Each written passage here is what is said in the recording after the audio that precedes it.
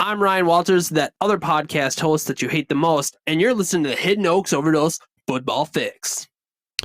Thanks, Walters. This is, in fact, the Hood. Oh my God! Should we just start the whole thing over? It's what is it? Hidden Oaks Podcast. Thanks, Josh. It's December 7th, 2021, 5 p.m. on a Tuesday. I feel like it's lighter outside right now this week than it was last week when we started, Josh. I don't know if that's just me. Maybe some sort of QAnon cult in Montana has finally got the right laser beam to hold the sun in place, so it's a little bit lighter than it should be. But I don't know. It feels like it's going to be a good Tuesday pod, Josh. I'm excited. The playoffs are getting close. But before we get into the show, we got to let Walters either rock us in or happy us in, Josh. You're not feeling happy, so maybe let's see if we can counter that with some happy music, huh? All right. Welcome to the Hidden Oaks Overdose Football Fix with your lovely hostesses, Garlic Johnson. We're going to need to take a break here while I change my pants. And Josh Mitchell. Sitting here undefeated in everything I do, except fantasy football. No, I'm not allowed to handle crayons. Not after last time. Not after last time. And now, ladies and gentlemen, Garlic and Josh. Thanks, Walters. Hello, everybody, and welcome to Hidden Oaks Overdose Football Fix podcast. I'm one of your lovely hostesses, the Garlic Johnson. We are joined, as always, by your other lovely hostess, the Joshua Mitchell. Josh, say hi to them folks out there. Hi, folk. Whoa, Craig is a folk, too, as far as I'm concerned. Craig's a bear. If you'd like to chat football or anything else with us, you can join our Discord. We're going to be in there 24/7, chatting about stuff. Anchor.fm/hoodpod is where you can leave us voicemails. And hiddenoaksoverdose@gmail.com is where you can drop us a nice little electronic mail if you're interested. You can find out more about us and our League of Record at hiddenoaksoverdose.com. The segment start times are down in the description below, per usual. And we'd like to thank at Levi Oki Illustration on Instagram for all the beautiful art he has provided for us. Josh, how we doing? We doing. How you do?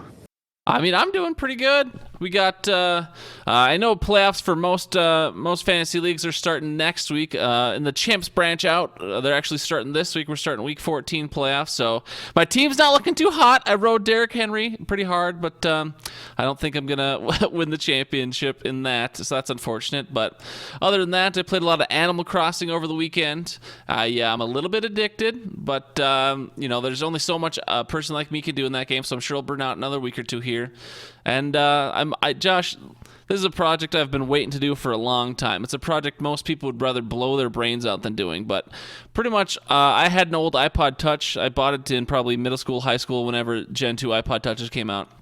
And I just had that plugged into my car, and I had that on shuffle. That was pretty much my private music if I wasn't listening to like talk radio or something. And I hadn't updated it since like 2015. Just over the weekend, I grabbed that iPod out of my car, and I sat there and I scrolled through all my iPod songs and I searched them up in Spotify, and I liked all the music in Spotify. So now I've essentially transferred all my music from my iPod Touch to Spotify, and I'm a modern man, Josh. I can now listen to new music and I can add music, and it's incredible. Does that sound exciting to you? Hang on, let me wake up a second. That was so boring, it put me to sleep. Just the thought of even doing that. It's just like, ugh. It was long overdue. See, if I would have done it slowly over time, it would have been no big deal. But since I let it go for like 6 years, that's kind of what you got to do to catch back up.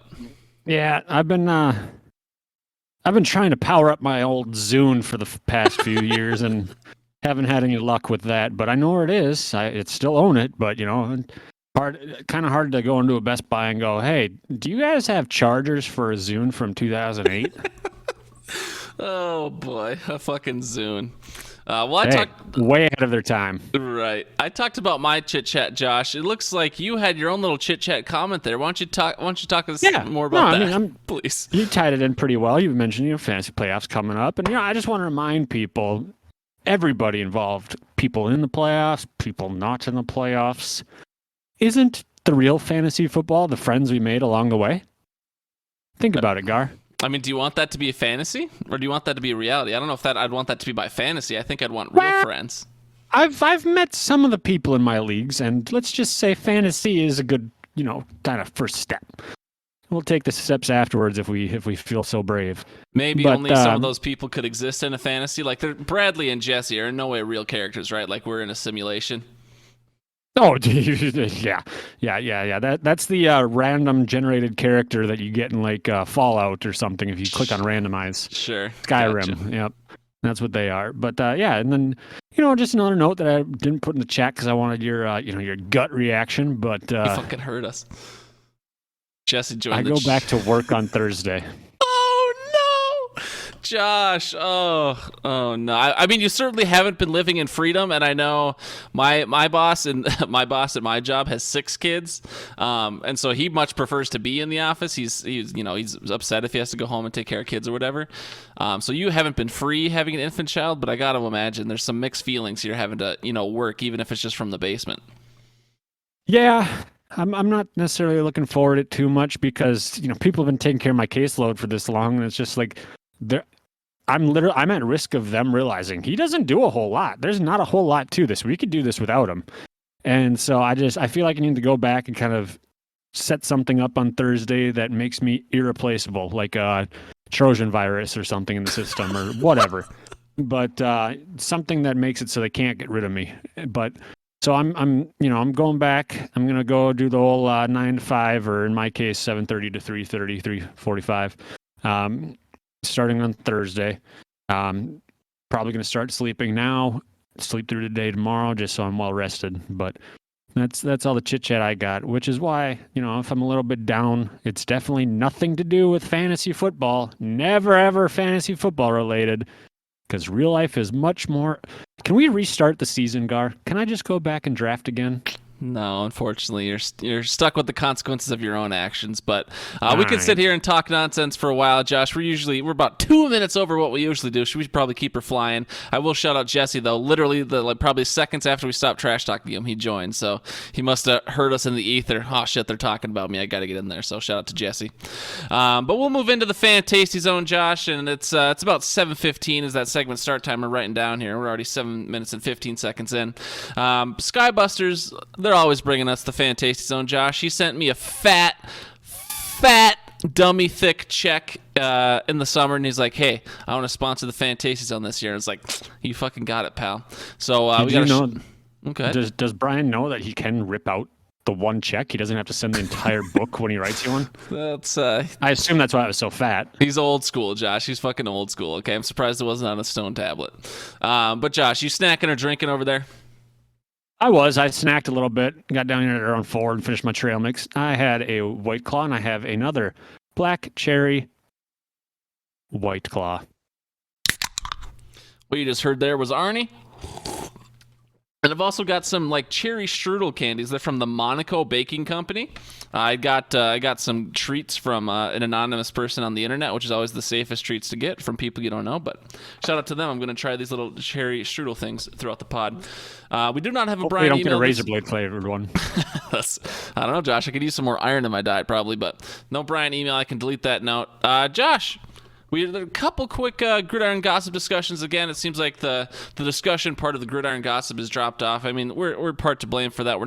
We haven't kept the people interested. So now when we post, they're like, "Oh, these fucks again." So partly on us. But we talked about just kind of the modern era expectations and basically how Tom Brady and Billy B have ruined it for every other fan base. And we talked about whatever the fuck Walters was talking about. I think the chemistry between Cousins and Jefferson, and whether Jefferson's giving himself some blame to make Kirk feel better, if Jefferson's just upset because most wide receivers, they're playmakers, they're primetime players, they want the ball. So whatever Walters was talking about there from PA. But any thoughts from you on either of those topics there? Well, yeah, I agree that the Tom Brady ruined football. Maybe for a different reason. No, I'm just. I think that it is definitely the Brady-Belichick effect. Would one have been successful without the other? That sort of thing as well. But the fact that they were together, kind of, it was 6 infinity stones on one roster essentially, and so they had that success, and now that's kind of like the baseline is you're a trash quarterback if you don't have, what is he at, 12? I think is it 7 or 8 rings? I honestly don't know. 7. But, okay. Yeah, probably. Yeah. So you're trash if you don't have that, and so that's where Rodgers gets the whole he only has 1 ring, and Favre only had 1, and lot of quarterbacks only have one. Dan Marino's still considered one of the best. He has none. And so it's just, the Brady effect is kind of ruining modern day football. But at the same time, it's making it a little bit more interesting and a little bit more competitive. And so that's fun, I guess. Yeah, and I don't personally have any thoughts on what Walters was talking about, so I don't want to diminish you, Walters, but I guess I didn't have any personal thoughts on that, the chemistry between the two. Obviously, things are just not going well for the Vikings in general, and Kirk's a bit of an oddball, and I'm sure Jefferson just wants to win and get catches and boost his stats and all this and that. So it's the way she goes. I responded to Walters shortly after he sent the message, and you'd think, in the gridiron gossip, there'd be some conversation, but Audio Al was kind enough to respond today at 2:00. But well, we don't need to shame our fans. I don't respond to every message either. But no, I'd said that because I read like every other word that Walters typed because that's a essay and a half. Sure. But most wideouts, or not most, but most number one wideouts on teams have that freedom to freelance routes, as long as it's within like a certain restriction. Because I think one of the plays that Adams had against the Vikings was a freelance route, where it was an out and up instead of just an out. And so it's just being on the same page as a quarterback, and they must not have downloaded Kirk's new programming into Justin Jefferson's playbook, because he is not. It seemed like they were not on the same page on a few plays, which is why Jefferson took the blame. Gotcha. All right, well, let's talk about your massive polls, Josh. We didn't really advertise it, so we haven't got a lot of votes left, but I think this is a vote we should keep, and we'll advertise it again when we remind people about the show, whenever it is, Thursday, Friday, whenever we do it. But yeah, talk about your massive poll. Yeah, I wanted to know what people thought that next year's podcast play-along should be. It looks like we had 3 votes, but we actually only had one person vote, and it was the one person who could not participate in the FanDuel because Putin does not allow it. So Eric's was our only response, but the 4 options that I put up were FanDuel, which we could have. It's supposedly up to 100 people, but Gar has informed me it might only be 20. But we'll keep with the topic or the segment as FanTASTY Zone, brought to you by Skybusters, and we're gonna bust right through that sky that they set us of 20 and hit that 100 if we need to. The locks upsets we've done in the past, we could do that again. That's kind of an unlimited number. Guillotine, we'd need 17 or 18. And that would be required, so we'd need to have that many people interested. And then the last option was yes, meaning we'll just discuss it at a later time. Yeah, I mean, we were going to do something different this year, but I just didn't want to do too many new things to too many people, but it worked out in the end, doing FanDuel again. So we can talk about it more, but that's interesting. It'll be interesting to see if any more people vote and see what they actually think versus Eric's just feeling excluded. But sleeper squads, we don't need to talk about that because I do want to keep us moving here, but I am the best. I've won like fucking 8 bets in there. JWoww was the only, I think, multi-leg one though, so, or maybe T did a basketball one, but basketball's not even real. So shout out to the sleeper squads. I think I'll probably just delete the channel in Discord. If people want to talk about the sleeper squads, we can do it in the general chat. So if you want to join us and do some sports betting, there's a link in there, and I can send it to you personally if you need it. But thank you, Skybusters, for bringing us that FanTASTY Zone. Let's talk about Gar's Grinder very briefly this week. Just as kind of an FU to Micah, just because it's funny, and Eric's will chuckle, and I'm sure Micah will chuckle while he's underground somewhere. Gar's Grinder this week is TJ Watt for giving the Ravens absolutely no hope on that 2-point conversion to win the game. For anyone who's unfamiliar, the Ravens scored a touchdown late to potentially tie it up, or they decided to go for 2 to win. TJ Watt said, nah, fuck you, absolutely destroyed whoever the right tackle is, got in Lamar's face. Lamar threw a bad pass. Mark Andrews did not catch Lamar's bad pass, and then the Ravens lost instead of tying it up and going to overtime. So TJ Watt is this week's Gar's Grinder. Josh, the podcast play-along. Let's move right into it. The fans love it. The fans love playing it. There's $200 in total on the line. Things got spicy this week. What'd you say? Yeah, I would say Lolo actually loves football. How much does she love it, Josh?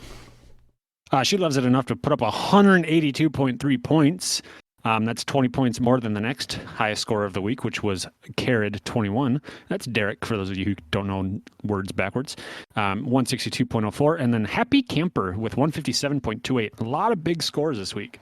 Yeah, shout out to, we got 2 women in the top 3. We got Lolo, who's been kind of dominant at this point, and then Elena, who's been up in the top as well. So, hashtag girl power, feminism, whatever else. A shout out to the women out there who are succeeding. The standings, Josh. We were talking about it getting spicy. Lolo Loves Football has finally passed Big Cushy Man, as you call him, but a.k.a. David Cushing. He was at the top since like week 7. I think he locked it in his 742. Lolo Loves Football is now in first place with 747.5. Karen is in second place. Derek, a.k.a. is in second place with 742.7. So, he beat out Derek, or he beat out David by 0.22, if my math is correct, and I think it is. So David moves from first to third in 1 week. There's still 5 contests left, but just last week we were talking about, is it possible that David could be beaten, and now he has not only dropped 1 spot but 2. So I don't know if since it took David so long to get beaten, I don't know if anyone's going to be able to touch Larissa at this point, but that shit's intense. Yeah, no, that was a huge game, and like I said, we had a great week for everybody. I think we only had one team that didn't score over 100, and usually we have a handful of them, or one team of the ones that entered. But we had, oh great, now I'm not even on the right week. It's math. Because I think you were in 4th and you had 137, which was still a high score. I was in 8th with 127, so a 10-point difference there, but 4 spots. And then we had, Jack had an 86, but he took some big swings on players, and Rashad Bateman, who got 0, Jamal Williams, who we said would be a stud, ended up handing the reins over to Jared Goff to let Jared Goff live out his first overall days, and then a few injuries on his roster. But overall, I'm very happy that everybody must be listening because they're doing so good. So I will note that you and I did better. I will note you and I did better than Brian, so suck it, Brian. And he did not have any of our players in his lineup, so what does that tell you about Brian? But yeah, so David was up top. We don't need to go through the last top 3. Cody got knocked out of the top 3, but then Derek actually, jumped up because he's got that 196 in there that I've been talking about all year. So Josh talked about Jamal Williams. He was not much of a stud. Jalen Waddle, I think, is maybe the closest to a stud we've gotten, or at least in a long time. He was 2 times his value with 13.5 points. Still not overly studly, but that's the way she goes. Jameson Crowder did nothing for Josh. Josh, do you have anyone this week? You don't have it typed up, but maybe you're just sitting there on your phone at the moment, just going to, throw a dart. All right, I'm going to throw a dart, and I guess I don't even see. Oh, yeah, that's because they're on a bye, so that's not going to be a good dart. I'm going to go with Tony Pollard. Okay. Currently 61 at Washington. Wait, is that someone you had? No. Nope. Okay. Tony Pollard, 61 on the old, and they're playing at Washington. He's a running back, Brian. I believe that they had a bye. No, they did not, but they played New Orleans. Zeke's a little banged up. And so I think that he's going to do solid. And it's half-point PPR, so should be able to rack up some points there. This week, I'm calling T. Higgins a stud. T. Higgins, Brian, is a wide receiver for Cincinnati. They're playing the San Francisco 49ers this week, who just lost to Seattle some embarrassing way. T. Higgins has put up back-to-back 20-point performances for only 68 I think that's pretty good.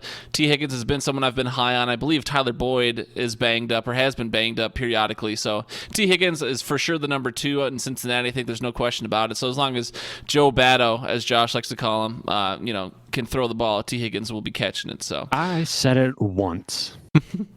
Well, but you did say it, Josh. People don't forget. But I'm calling T. Higgins a stud this week. So Brian, sign him up, T. Higgins and Tony Pollard on your roster, and maybe you'll do as good as us. Josh, who's your joker this week? My joker, I kept it as me, but in addition to me, I always feel like I'm going up against the Vikings, but they did just lose to the 10-1 Lions. And it's not necessarily the Vikings as a whole, because they didn't make that comeback. They had some good things. But I'm going to go ahead and go with that final play call coming out of a timeout. Is the first 5 yards of the end zone like toxic? Because nobody was in that coverage. And so I don't know if Zimmer or the defense just decided to call big that they were going to try and sneak behind the defense. But that 8-yard, 10-yard curl route for the touchdown really made that defense look like they were in just a mess of coverage. All right. Well, this week's jokers are the Vikings secondary. It sounds like on the last play of the game. Mostly the execution, because coming out of a timeout, you'd think that they would have discussed, okay, don't let anyone score. It would be the last play of the game. But I think Zimmer just said, go out there, have fun, guys. Check out some cotton candy, that sort of thing. Sure, that's definitely a possibility, Josh. Who's going to be able to tell you otherwise? No one. But we'll move on. Exactly. We got a bigger Hidden Oaks highlight, so I've been trying to keep us on track here. And so this is the Hidden Oaks highlights. Welcome in. Josh, you won the side bet last week. It was the Lucky Sevens. It was the team with the most number of sevens in their player scores or their team score, decimals included. Josh, you had 6 fucking sevens in your scores. You had double the next person who had 3. Derek had 3 sevens in his scores. You had 6. This one wasn't even close. I was looking at it Sunday night, and I was like, oh, God, what if there's a tie? Because there's a couple of us with 3, I think, and then I looked, one person had a 7 on their bench. It's like, we'll have to do 7s on the bench if there's a tiebreaker, but you absolutely demolished it after Monday night. 6 sevens. Yeah, I looked at one point and I saw that I had 77.7 points. I had Darnell Mooney with 7.7 and Stevenson for the Pats, Ramondre, he had 7.7. I was like, huh, okay. Stop the count. Yeah, but then he ended up getting like one more yard and ruined everything. Sure. Well, so Josh got himself $5. Josh, the 12th person to win a side bet this year specifically. Everyone has won a side bet this year, but Jesse and I got a real bad feeling Jesse might win this last one, and I might just end it all. But we have the blowout this week from the Hidden Oaks League, sponsored by Asher. Shout out to Asher's Blowout. This was Go Joe Burrow over me, the Alan Parsons Project, 158.2 to my 94.05. Eric beat me by 64.15 points. It was a must-win for Eric. He's on the playoff bubble, and he absolutely demolished me. I mean, it doesn't help that, Dalvin Cook was out for me. Deebo Samuel was out for me. I think I had at least one other crucial out, so not much, not a lot I can do. I would say that your Monday night game with Josh Allen and Dawson Knox were 2 outs because that weather. Woofda. Yeah, it was pretty much a disqualifier, no question. But so I got blown out by Eric. I still should be in the playoffs. I'm pretty sure I'm locked in, at least in a spot. I don't know what spot it'll be. You are. But Eric, way to win when in crunch time. The nail biter was actually DK Racing over Catch 22, which is Jesse over Hammer, 144.5 to 141.25. So that's only a 3.25 point difference. So it was actually pretty close. Hammer had, I think, either the second or third highest point score of the week. I didn't check exactly what place he's in, but Hammer had one of the highest scores and still lost. And he's still in last place, and Hammer stinks, and he's destined to be in last. So just the way she goes, I guess. But yeah. Jeremy, Jeremy's only here because he's 13-0 and we're going into the playoffs. And not this week, but 2 weeks from now. But I'm sure Jeremy's only here so he can hear us stroke him for just a second. But how he's 13-0, it looks like he was going to lose to Brian, and then he beat Brian by 107 to 100, whatever it is. So fuck you, Jeremy. I don't know how you're 13-0, but I'm sure you're getting joy inside from me hating you being 13-0. This man has gone 13 undefeated fantasy weeks, Josh. That's near impossible in my mind, and yet he's done it. So yeah, go ahead and go with your highs and lows. But I'm sure if we didn't mention Jeremy at some point, he was gonna come for us. So he might not get that. He might not get that top points for though. So that's something that you could hold on to. But yeah, moving on to the highs and lows. Starting with the lows per usual, we've got, as mentioned already, we've got Josh Allen with only 13 points in that terrible Monday night game. For the running backs, you had James Robinson and Boston Scott with 0 and 2.5. 2 wide receivers with 0. Sterling Shepard, who didn't play, so I don't know what you were thinking there, Garrett. That was 15D chess apparently, but and then Rashad Bateman was 0. Hunter Henry put up 0. Once again, another victim of the Monday night game. Christian Kirk was in the flex with 1.4. That's a player on Brian's team. The defense put up 1. That was a player on Brian's team. And then the kicker in the Monday night debacle was Bass, who was on Brian's team, and he put up 3. Having that roster would have gotten you a solid 21.05.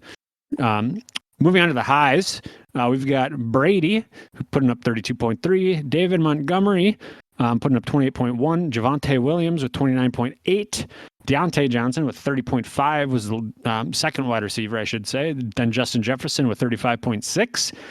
Leading tight end was George Kittle with 39.6. And then in the flex, Jesse had Dallas Goedert, another tight end with 28.5. Highest defense was Indy with 16, and then the best kicker of the week was Gay with 15. That's 255.4 points, Josh. That's a lot of fucking points. Yeah. Yeah. All right, Josh. Well, you, I know that was a lot of talking there with the lows and highs, but you actually home brewed this side bet. It's not very exciting, but I don't know if you wanted to say anything special about it. I figured I'd let you talk about it since you made it up. Did I? I mean, yeah, just because all the side bets you looked up were for 13 weeks, so then obviously you called this one a Rogers Family Christmas. No one else was going to call it a Rogers Family Christmas.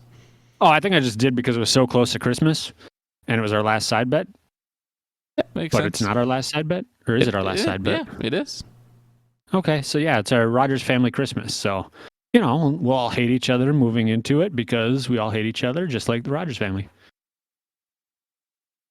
Even though he had his own show, Mr. Rogers, can't believe it. That was a great show out in, was it Pittsburgh or Philly? I forget. It was definitely in Pennsylvania. I think it was Pittsburgh. But anyways, yeah. So the last side bet will go to the team with the biggest margin of victory. So Jesse, it's not impossible. DK Racing, he's been doing pretty good this year. I think he's the 4th seed right now. So if Jesse wins that last side bet, Josh, someone else can be commissioner next year because this is bullshit. I think I got a chance. Yeah, Josh with your 1,200 points for. Anyways, we don't really need to do we can wrap in our blowout and our nail biter predictions kind of into these playoff scenarios, Josh. So you can see I typed them out. I'm sure you could also just pull up the standings in front of you, but it would be crazy for us to not talk about these playoff scenarios because the playoffs start after this week. So the games this week will have implications on seeding and this and that. So I don't know how much you want to talk, how much you want me to talk, but yeah, what are the playoff scenarios, Josh? What's happening for us? Well, Jeremy's a lock in first. We all know 13-0, but then Nikita is not necessarily a lock, but unless she wins, if she beats Hammer, she's a lock. But then if she loses, she's still in second if as long as she doesn't get outscored by Brian by 50. Brian is pretty much a lock with the win over me. Not gonna happen. Well, so to be Jesse, clear, when you're saying lock, you're saying like into these positions because I had listed instead of going over each individual players. What the fuck was that? Was that real? Yeah. Ow. I hurt. Did you launch your brains across the room? What was the velocity on that thing? I need a radar gun, dude. I don't know. But yeah, so anyways, Josh. I'm talking about Brian is pretty much locked into the 3rd seed with a win over me. Jesse's way too far away with points for, but it's not impossible. Jesse is a lock in the 4th seed if he beats Derek or outscores a winning Gar by 54. 5th is up in the air between Brad and Gar. They can lock the 5th seed with a win. Gar has 14 points for over Brad. And Eric is also possible to get the 4th seed with a win, a Gar and Brad loss, and the points for lead maintained. Number 6 seed up in the air, see above. Eric is also possible with a win and Brad or Gar loss. 7th is Eric's to lose. If Eric loses to Jeremy and Jamie wins over Brad, Jamie is in. Well, hang on. How dare you? How diddly dog dare you? What's wrong, Josh? Well, I could still make it. Could you? Well, please explain to everyone the scenario for you making it to the playoffs. All right, so Eric and Jamie both lose, which is possible. Don't say it's not, because I looked. Okay, hang on. I got to pull up the matchups. So Eric and Jamie both lose. Okay. Garrett loses to you. I like this. And T loses to Willie. Okay. Okay, so if all that happens, which it will, we all know it will. Okay. It's like 99% certainty. And then I beat Brian and outscore Eric and Jamie by 300. I'm in the playoffs. Just that easy, don't, huh? Don't sit there and not add my name to this list. If my team, which currently consists of 6 players on a bye and 3 that are hurt, if my team puts up 300 and something points more than Eric or Jamie, I'm in the 7th seed. No, we are not eliminated. I am very calm. But you're and we are going to methodically come back and win this thing. That was a live shot of Josh Gruder today as he was writing down all the different scenarios. So yeah, I did write down what triggered Josh is in the notes. I wrote down summary. The 7 teams for the playoffs in our league are pretty much set. We have 14 teams total. 7 teams make the playoffs. I think it's fair to have the top half of the league make it. So we made it an odd number, and the number 1 seed gets the bye.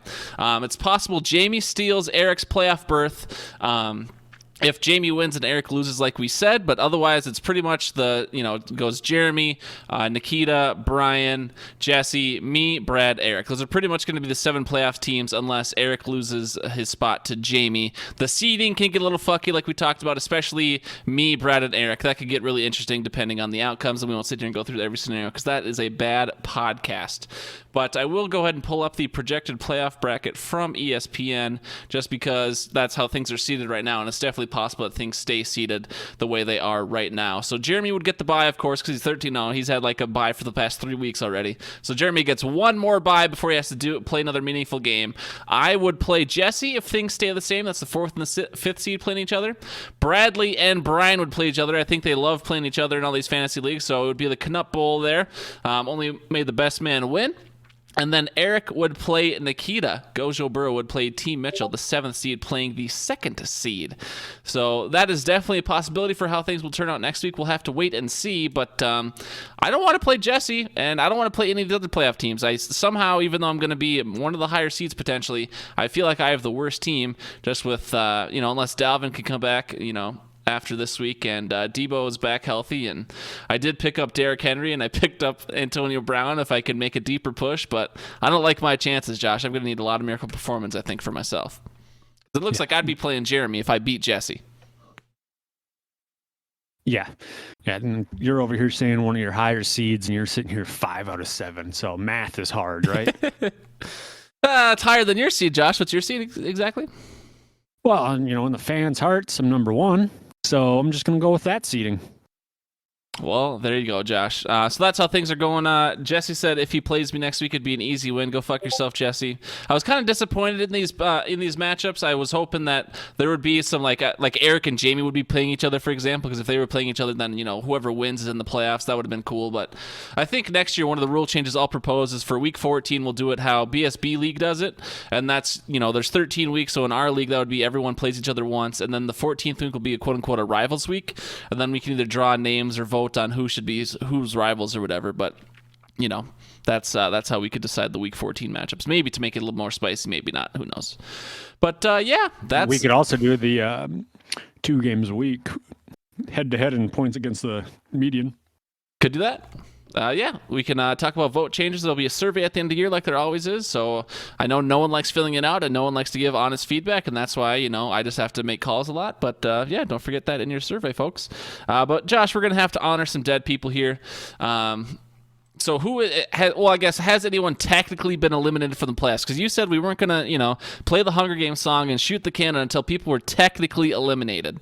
ESPN, Josh, if you want to go off ESPN, it says that Garrett has 0% chance. It says T has 0% chance. And ESPN says that you have a 0% chance of making the playoffs. So are we doing the Hunger Games bit or not? Well, last time we tried to trust ESPN, there was a change in percentages, so we can't trust ESPN. Okay. Well, I guess then there's no new eliminated teams this week. Last week, Hammer, Derek, and Willie were all eliminated, so I guess there'll be no Hunger Games bit this week. So we can keep her moving, Josh, since you don't want to play along, since you want to... I know, I get it. I was in the exact same position you were last year, so I refused to eliminate myself. But yeah, that was the Hidden Oaks highlights. Congrats, Jeremy, for being 13-0. Definitely, you could finish the regular season 14-0, or you could try and manipulate the whoever wins the playoffs. Because I think Jeremy plays either Jamie or Eric. I'm gonna go look now. Yeah, Jeremy plays Eric, so Jeremy could essentially hand the last playoff spot to Eric, or he could try and get Jamie in. I mean, if Eric loses, he could still, if Jamie loses, then it doesn't matter. But Jeremy, you do have a little bit of power in your hand. Should you care to wield it? We certainly have no rules against, that. I don't think so. Yeah. Let's move her, Josh. We got the medical minute. What should Jamie be talking about this week, huh? What should we hear from the doc? I want her to discuss the question that plagued every single GNC employee worldwide from the years 2010 to 2017. Is Dr. Oz a super genius? That's a good question, Josh. And Jamie will not actually be discussing Dr. Oz because now it's fun for me for Josh to guess what it is. But Jamie will be talking about vitamins. Eric had talked about them in the chat, and then I had kind of followed up. So let's hear Dr. Jamie Hammer talk about vitamins. Are we talking like Hey guys, Pat Dr. McAfee Jamie Hammer vitamins? here to talk about vitamins. Eric's in the Discord is asking the tough medical questions. Why are B vitamins numbered? Are vitamins hooey? Was the follow-up question from Garlic. I never said Let me hooey. address all these things. First off, vitamins are micronutrients that you have to get supplemented in your diet because the human body doesn't make them but needs them in order to function. Things like vitamin A are really helpful for improving somebody's vision, most specifically differentiating light from dark, helpful for night vision. And things like vitamin K are helpful in the bleeding and clotting cascade and making sure that you don't bleed out. The B vitamins are really interesting. They were originally discovered and thought to be one thing, vitamin B, but then over time were classified into 12 different subcategories. And then subsequently people realized that not everything we classified as a B vitamin was actually a B vitamin, so I had to revoke some. Vitamin B and the various numbers of vitamin B have lots of different functions, be it nerve signaling and thought processing, but also in hair and nail growth and maintaining the right size of red blood cell. So every B vitamin has a slightly different function and also a slightly different dietary source. That is the reason why there are so many different B vitamins and also why we have vitamins of varying letters as well, because everything has a different function. Let's talk about supplementation. In general, the medical community suggests that if you're eating a nice varied diet, for example, meat eaters who are eating vegetables and consuming leafy green vegetables and drinking calcium-containing products, dairy products that have vitamin D in them, you don't technically need to supplement. We don't fight this battle very often because if you take them in recommended quantities, it's unlikely that you're going to experience any toxicity. Toxicities are pretty hard to come by, but do come in people who are like taking ridiculous amounts of vitamin C airborne product for when they're cold or having colds, and people who are supplementing so much calcium that it ends up giving them kidney stones. But if you're taking things in recommended amounts, it's okay, but probably not necessary if you're eating a good diet. Things I do suggest supplementing for light-skinned people in the Northland who don't have a lot of sun exposure is vitamin D. I suggest 600 international units daily. The reason is vitamin D is really important for your bone health and also to help you process calcium appropriately. As white people in the Northland, it is very difficult to produce the amount and have your kidney and liver produce the amount of vitamin D you need sufficiently, and so it's a great idea to supplement this. And I also suggest higher amounts of supplementation in my little old ladies with osteoporosis and weak bones. There are a lot of different functions of vitamins. If you're eating a nice healthy diet, no need to supplement, but there are a couple of situations where those recommendations change. Everything in moderation, guys. I really appreciate you reaching out in the Discord. Please let me know if you have any additional questions, and let me know what next week's topic should be. Well, there you go, Josh. She talked about why the Bs are 6 and 12 and, why the hell is there only 2 Bs but at 6 and 12. She talked about supplementation. She talked about, white people needing the vitamin D, if you know what I mean. But you actually also have a very, probably have a good perspective on this. Obviously we talked a lot about how you've taken, took some medical classes, but also you worked at a GNC for ages. I don't know. I should say you worked. You showed up to a GNC and they sent you paychecks for a long period of time. So, I guess, what do you think about what Jamie was saying, or what do you think about supplementation? Obviously, I'm sure you get a lot of characters in the GNC. You get the hippies who are looking for the detoxes and the charcoals and all the bullshit. You got the meatheads who want every testosterone and every protein. You got the little old ladies like Jamie was talking about, maybe some other, caricatures of customers. But as someone who worked at GNC hawking supplements and for a long time and vitamins, what do you think about all that? Yeah, well, it was said many a times that I could sell a ketchup popsicle to a woman in a white dress. And so, therefore, I was slinging vitamins left and right in the D-Town for GNC. But I do think that, with the proper diet, you're getting everything you need. I always giggled when people would say, yeah, I know this multivitamin works really well because I pee neon green. And it's just like, well, it's not, it's leaving your body. So those are the vitamins essentially leaving your body, meaning you have an excess. And yeah, so your kidneys didn't process it fast enough. No big deal. Yeah, buy some more. And so it's always fun. Yeah, there's a whole bunch of different B vitamins. There are a few that are good for hair, skin, and nails. Folic acid is another B vitamin that's recommended for pregnancy, and so that's another one that Jamie didn't mention. But biotin is the one for hair, skin, and nails, and that sort of thing. Vitamin C. I had a teacher when I worked at GNC who hated supplements, and one of the jokes that I still get a kick out of is, if you get a cold, you can sit around, get rest, and you can get better in 7 days. Or you could go to GNC, buy vitamin C, and get better in a week. And That's it took only kids 1 week, Josh. Right. I know. 1 week as compared to 7 days. It took kids a while to understand that, and I got a really big chuckle out of that. But yeah, I don't think that there's any need to supplement anything extra. Yeah, the vitamin D is necessary, especially for us light-skinned folk up here in the Northland. But even that can, your doctor would prescribe that if it's in drastic levels. So yeah.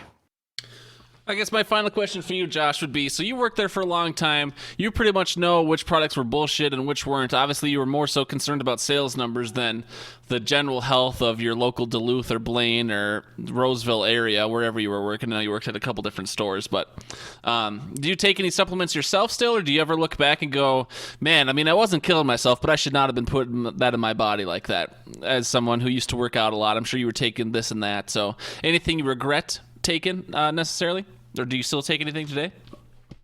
I mean, I still take pre-workout and like amino acids because honestly, the aminos are, if you find the right brand, you could buy them for cheaper than your typical like water flavors, and that's really all I use it for. So per scoop, it comes out to be cheaper. And then, but yeah, the pre-workouts, anything with caffeine, I still take because heart condition, need the caffeine to keep it pumping, or so I tell the doctor. Right. And so those are the two big ones that I take. Back in the day, I dabbled with a lot of different things. Protein, probably, whatever. Got enough of it when I was eating, but took a few test boosts to some things that may or may not be classified as illegal steroids in a pill form, never with a needle. And so those things, probably could have lived without. Considering I like to look and say, hey, you and me, we're both 30. Why are you trying so hard in the gym? Are you going pro? And it's just, it's kind of like, just do what you need to do. There's no need to spend 3 hours in the gym just to flex in the mirror at home. How dare you, Josh? How dare you? I understand everybody has their own thing, so they can do what they want. But yeah, not much that I, regret taking. A lot of stuff that, I tried just to try. Sure. I'm going to be a petri dish of just experiments when I'm dead, I'm sure. Aren't we all, Josh? Aren't we all?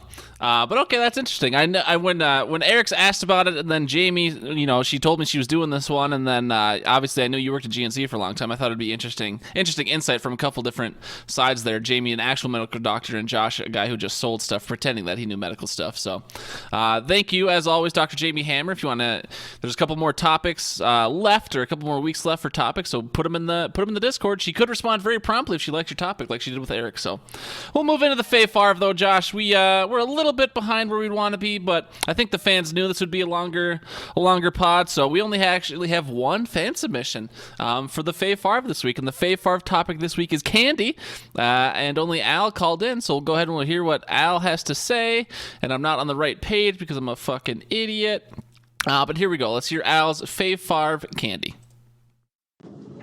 What's up, guys? Al here with the Fave Favre. Let's get it. Number 4, we'll go with Starburst. Number 3, Kit Kats. Number 2, Airheads. And number 1, finally, number 1 is Garlic's candy ass. When he takes a left on Know Your Roll Boulevard, hangs a right on Jabroni Drive, and checks himself into the SmackDown Hotel. If you smell... That's honestly hilarious. That's pretty good. That's a good call-in.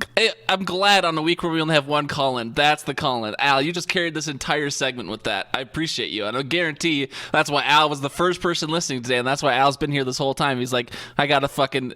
He's like, he knew he had a good voicemail. That was good, Al. I like that. Obviously, Kit Kats and Starburst are good as well. Disappointed the Lemon Drops didn't make your list, Al, or Lemon Heads, whatever they are. But shout out to Al for being the only Fave Favre caller in this week. But that was Al's Fave Favre candy. Number one, Josh, my candy ass was his number one. So I don't think you've ever been anyone's number one Fave Favre. Think about that. What were you thinking about this week when you were coming up with your candy list, Josh? Well, I had a few different things. I actually bounced some ideas off Nikita because I was like, I like candy. Who doesn't like candy? But maybe we should talk about candy that people should just never have, like candy that should not have been created. And then I thought, maybe I should just candies that have a specific story behind them for me. Because I got to thinking, I have a lot of stories that start with, so I ate so much of a specific candy that this happened. So I was like, But it's not me personally. And so then I ended up just going with, what are the things that I buy or I would, grab? Sure. So I went with all this different variety. And so since we have the time, I might just do like 3 separate lists, just rapid fire. Josh, you live your dream. I will say, though, what we always do is when we're running ahead, we just bloat up the show to an hour still. And we could get out of here a little bit early if we wanted to. But with your potential 3 list, do you want the walk-off shot then? Because it sounds like you put a lot more work into the candy list than I would have expected. So I think I'm actually not even going to give you the option. I'm just going to give you the walk-off shot. And you can describe as many candies as you want. But I'll start then, since I'm giving you the walk-off shot, and I'll go with my honorable mentions. This is going to be on Josh's list somewhere. I don't know if it's in the Fave Favre or not, but if he did honorable mention it, Josh is a liar. The Andes Mints absolutely slap when you get them after a nice big fat Olive Garden meal or you buy them for yourself at the store. Delicious, but they always taste better from Olive Garden for some reason. Cookie dough bites. That's one of my 2 go-to candies anytime I go to a movie. The hot tamales, I love those. Reese's Reese's cups, peanut M&Ms. Jesus, Butterfingers, Twix, Skittles, Starburst, Airheads. I mean, there's a million great candies. I love sugar. That's why I'm so obese. The sugar lobby did it to me, not myself. I was forced to eat all these things. But those are all my honorable mentions, and I'm sure I could list like 50 more because I've eaten probably every candy there is. I think I had just a payday today. My dad had some leftover Halloween candy for me. But my number 4, Josh, and my Fave Favre candy is going to be Sour Patch Kids. Might be an upset to some people that it's not higher on my list, but every single time I go to a movie, I'm buying me a Sour Patch Kids. It's usually a Sour Patch Kids and cookie dough bites and a large popcorn. Again, I'm obese on purpose. I intentionally choose to be obese every day. But I love Sour Patch Kids. I don't really buy them outside of the movies. That's why they couldn't be higher on my list. But almost literally every movie I go to, Sour Patch Kids is one of the things that I'm sneaking into my pocket. So my number 4 candy, number 5 candy, Sour Patch Kids. Yeah, I got some honorable mentions as well. I've got Mike and Ike's Laffy Taffy, Hershey's Cookies and Cream, and Reese's. Just some of the ones that, some of them were mentioned, some of them weren't. But like Gar, I am a big connoisseur of candy. I like dark chocolate as well as milk chocolate. I don't mind white chocolate. So I'm non-discriminatory in my candy tasting, as it seems. But my number 5 is Sour Patch Kids. Just another all-around great snack. Love them. And so it's my number 5. There's going to be a story tied to it. Not why it's my number 5, but if I were doing a Fave Favre story on candies, Ben Williams used to tell me, I love Sour Patch Kids, but I remember one time I ate a 3-pound bag in one sitting and couldn't taste for a week. Oh, Jesus. So apparently he burnt the taste buds off. He just couldn't. I mean, once you pop, you can't stop. That's your saying. That was in my mind for sure, Josh. That was hilarious. But yeah, so that's one of my Fave Favre stories, not necessarily in any order. So moving on, what is your number, Trey? My number, Trey, might upset some people that this isn't higher on my list because I think maybe not amongst you people, but amongst other people, I'm known for this candy, especially my mom. My number, Trey, is Bunch of Crunch. Bunch of Crunch is one of the most underrated candies in existence somehow. I don't know why people sleep on it, but Bunch of Crunch is amazing. It's chocolatey, it's goodness. There's, I don't know if it's little rice candies or just little air pockets in there. I forget off the top of my head, but Bunch of Crunch, absolutely legendary candy. So yeah, that's my number 3, Bunch of Crunch. Fun story on those. Not necessarily the reason why. Not to make. Well, hang on. I'll get into that. My number 3 is M&Ms. I don't really care what kind of M&Ms as long as it is a chocolate form, mint form, peanut form, almond form, crunch form, or M&M form because they are delicious. You know, you don't feel you feel like a giant when you grab them because you can grab like 20 at a time, Yeah. and then you can eat them, and you feel like, oh, they're so small, I can have 500 of them at once. And so, you know, they're the great snack. But going back to Bunch of Crunch, Fave Favre's story on Gar's Bunch of Crunch, maybe a non-Fave Favre for Joshy, but when I was a wee lad, and we're going to take you all the way back to that pre-fifth grade because I know my parents were still together. Back when you were squash. Back when I was squash. I had Bunch of Crunches at the movie. You know, they're a great snack. Mm-hmm. You know, you're a little kid and you think it's cool because they're little, so you throw them in the air and you try and catch them, right? Mm-hmm. Well, the old Blaine house had kind of a lighter brown basement carpet, and you know, I'm throwing a light or a dark brown candy in the air to catch it. One bounce off my lip, rolls around, so I go out. I'm like, oh, 5 second roll, go pick it up, get it about 6 inches from my mouth. That bitch started to unfold and crawl on my hand. You want to know what I picked up? I picked up a damn spider. Is that where your fear of spiders comes from, Josh? Is that your spider It actually fear is. origin story? That is where my origin story is for me being afraid Spider-Man. Bunch of Crunch. Wow, that's interesting. Okay, well, Yeah. there's something. So there's my story. Okay, well, we all understand why Josh hates spiders now. I can't top that, but my number 2 Fave Favre candy is specifically the sour Mike and Ike's. Mike and Ike's themselves are legendary. Sour candy is good. I do like sour candy. You can't eat too much of it. Like if I sat there and ate a whole box of sour Mike and Ike's just kind of rapid fire, I'm sure my tummy wouldn't like myself afterwards, but they still taste great when you eat them. You can't eat them in large quantities. So I couldn't make it my number 1. Not that you should eat candy in large quantities. I'm sure Dr. Jamie Hammer would have something to say about that. But she's watched me be obese my whole life, and she has not stepped in once to stop me. So who's a real doctor? Who's a real friend? Didn't she take an oath to revoke that medical license? Yeah, didn't she take an oath to protect human life or something? So yeah, sour Mike and Ike's absolutely legendary. I love them. It's one of my go-to candies that I buy all the time, not just going to the movies. So sour Mike and Ike's my number 2. Josh, you're number 2. My number 2. One that, you better not lay a finger on it. It's my Butterfinger. Gar knows I'm a big Butterfinger guy. Oh, yeah. Love them. Butterfinger Blizzard. Butterfinger Bites. Those are amaze balls because, you can eat an entire bag and then close it for later. And then you open it and you sniff it because it gets you high because it's so good. So Butterfinger Bites are amazing. Butterfingers in general, Butterfinger Blizzards. Yeah, I just love them. They had commercials with Bart Simpson in the day. So... nobody better lay a finger on my Butterfinger. My next candy story is actually going to be a pause because I only had 3 that came to mind, and I don't want to wait. Or I'm going to save this last one. Okay, well, we gave you the walk-off shot on purpose, Josh, so it better be a legendary story. Also, Butterfingers, shout out to the movie Employee of the Month. I was thinking about that when you were talking.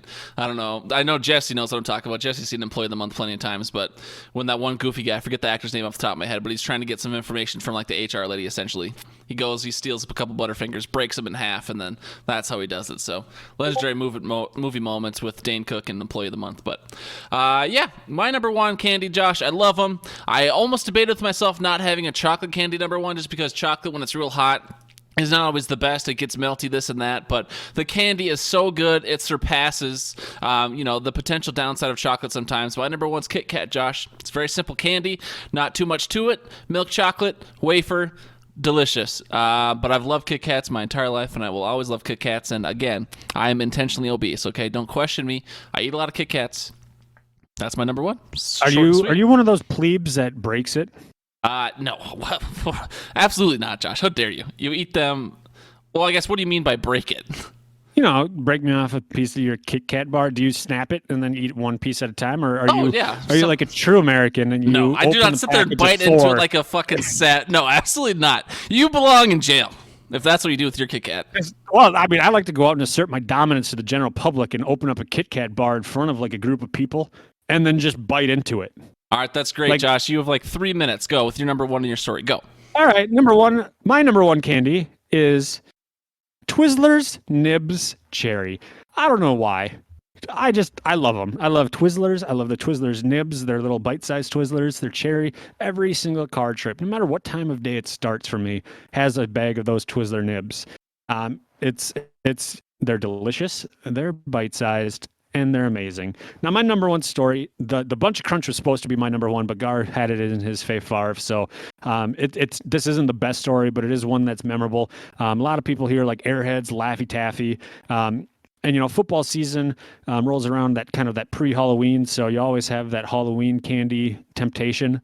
And when you're at Blaine High School, you had the Decadent, which had candy as well. Oh, yeah. And I remember specific practice in 10th grade. Luke Kennedy comes out and he's like, I don't necessarily feel so good. I one of those, like, his mom had bought the variety pack of Laffy Taffies. And he ate the entire bag the night before. Jesus. And so we're out in the practice field and we're playing football. And the next thing I know, because he was a middle linebacker and I was outside. So the next thing I know, when we've broken up into separate groups, I see him just hauling ass to the porta potty on the side of Blaine football's practice field. 20 minutes later, he comes out pale as a ghost, walks over to me, looks me in the eye and goes, I just shit a rainbow Laffy Taffy. The Kennedy. Oh, God. And, yep. And he's like, it was the same exact consistency of a Laffy Taffy going in as it was coming out. Oh, God. Or coming out as it was going in. Right. So, yeah. That wasn't going to be my number one story. The Bunch of Crunch Still one pretty was. good. But, yeah. So, yeah. And the number one candy that should never, ever be considered candy, despite it being in the name, is candy corn. If you are a fan of candy corn, you are an absolute disgrace to humanity. Your man/woman/it card, he, she, they, them card revoked. Burn it. Jump into a fire. You probably won't burn because you're some sort of demon for liking that candy.